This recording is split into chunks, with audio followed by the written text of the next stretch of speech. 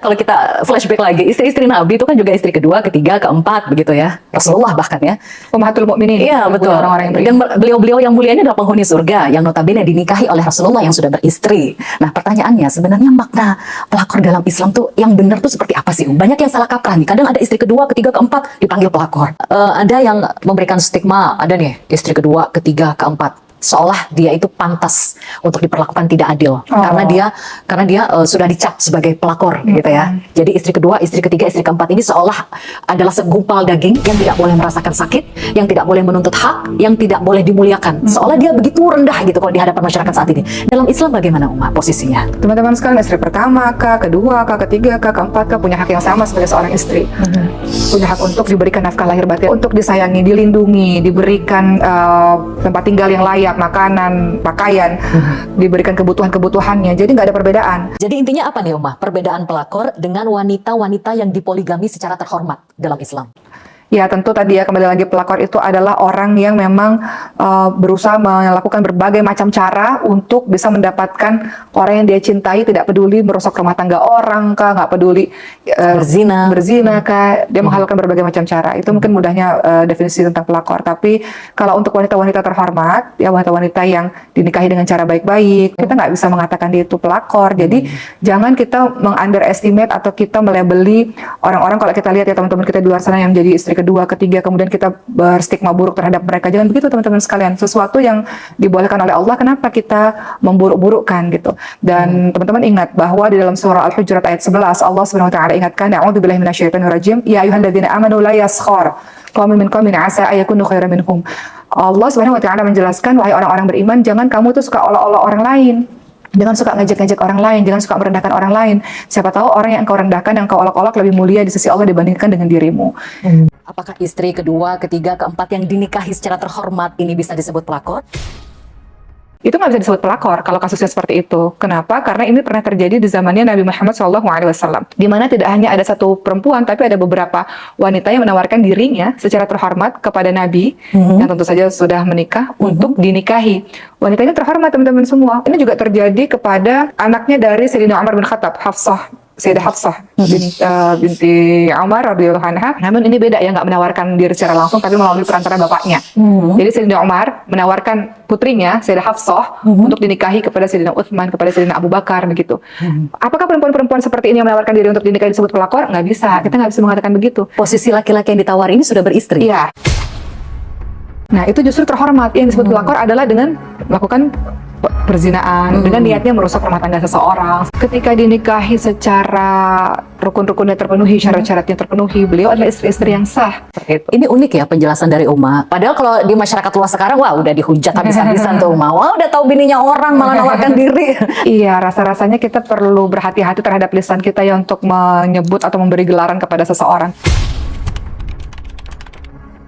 Seperti yang kita ketahui dan seperti tadi kata Mbak Zina, Rasulullah SAW juga punya istri yang pertama, yang kedua, yang ketiga. Coba kita lihat ya nama-nama istrinya Rasulullah untuk semakin kita mengenali mereka-mereka ini wanita-wanita yang mulia Allah teman-teman semua. Ada Sayyidatina Khadijah, ada Sayyidah Saudah seperti yang diucapkan Mbak Zaidah sebagai istri kedua ya. Ketika Sayyidah Khadijah meninggal, Rasulullah menikah dengan Saudah seorang janda. Sayyidah Aisyah setelah istri ketiga. Betul. Kemudian ada Sayyidah Hafsah binti Umar, kemudian ada Sayyidah Zainab binti Khuzaimah, ada Ummu Salamah, Zainab binti Jahsy radhiyallahu anha, ada Juwairah binti Al-Harith, ada Ummu Habibah, ada Sofia, ada Maimunah binti Al-Harith. Jadi ada banyak istri-istri Nabi yang kemudian nggak bisa kita mengatakan atau menyamaratakan di zaman yang sekarang. Yang kedua, yang ketiga adalah yang buruk. Belum tentu juga seperti itu.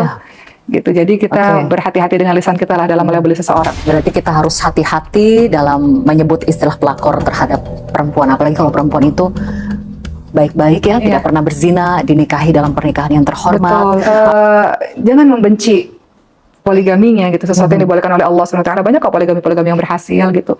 Kalau engkau tidak mau terjadi pada dirimu, ya udah, tapi jangan membenci dan kemudian akhirnya menyebar luaskan kebencian kepada yang kedua, yang ketiga, yang keempat. Kalau kita nggak bisa mengatakan itu pelakor ya teman-teman semua. Yang tidak dicarikan istri pertama aja nggak boleh kita sebut pelakor ya, karena notabene Rasulullah juga mencari sendiri, tidak ada yang disebut pelakor, wanita-wanita mulia penghuni surga itu.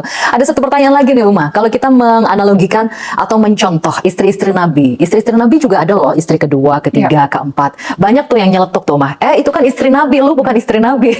Bukankah istri Nabi itu contoh ya Ummah ya, panutan ya, suri tauladan. Ya, istri-istri Nabi adalah ummahatul mukminin, adalah ibu orang-orang beriman yang kita teladani karakter-karakternya ya teman-teman semua, yang kita pelajari sirahnya, kita pelajari kisah hidupnya. Dan kalau mau berkaca mau jadi yang baik ya berkacanya kepada beliau-beliau ini. Gimana hukumnya jatuh cinta dengan suami Nah. orang? Atau jatuh cinta kita sikapi dengan oke, saya wanita terhormat, saya nggak mau zina, saya akan menawarkan diri saya untuk dinikahi olehnya.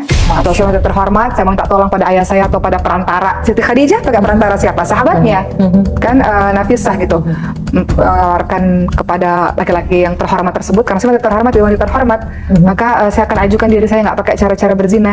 Atau menyikapi jatuh cinta dengan cara ya mau dipoligami menjadi madu, istri kedua, istri ketiga, begitu. Itu Berarti juga nggak salah ya. menawarkan diri dengan suami orang mulia. Iya, Karena tidak berzina ya? Enggak, kan dia nggak melakukan apapun. Dia menawarkan diri mau kamu mau menikahi dengan saya atau tidak. Masya Kalau Allah enggak ya. ya, tapi hati-hati ya teman-teman sekalian. Ini juga kita harus tahu nih kalau di zaman itu kan zaman Nabi ya. Kalau zaman sekarangnya teman-teman jatuh cinta ya teman-teman kan nggak bisa langsung ujuk-ujuk langsung datang Menawarkan diri, kan. ya. Tentu kan harus pakai perantara itu Betul.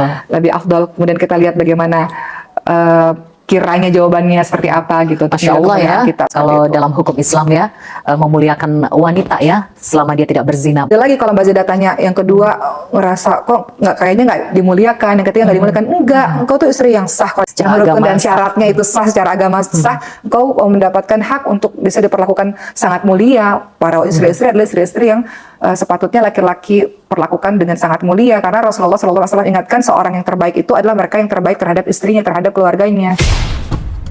Jadi untuk teman-teman yang saat ini posisinya ada di yang kedua, ketiga, keempat, mungkin saya hanya bisa mengatakan bahwa apapun anggapan orang di luar sana, engkau yang paling tahu cerita tentang kisah hidupmu. Jadi jangan terlalu membebani pikiranmu, membuat engkau terus semakin berlarut-larut sedih. Udah dipoligami aja kadang-kadang ada rasa sedih gitu ya, Betul. ditambah dengan hujatan-hujatan masyarakat. Jadi mungkin untuk teman-teman di luar sana yang Allah takdirkan suaminya milik beberapa istri, ketika engkau yakin bahwa pernikahanmu adalah pernikahan yang sah, kemudian cara untuk menuju ke pernikahan yang baik-baik, kau diminta baik-baik oleh sang suami, engkau adalah wanita yang terhormat, ya sudah jalankan kehidupanmu dengan sebaik-baiknya, banyak berkaca dengan poligami-poligami yang berhasil gitu, bukan berkaca dengan poligami-poligami yang nggak berhasil membuat engkau semakin down. Jangan kita bermudah-mudah untuk mengata-ngatai orang lain.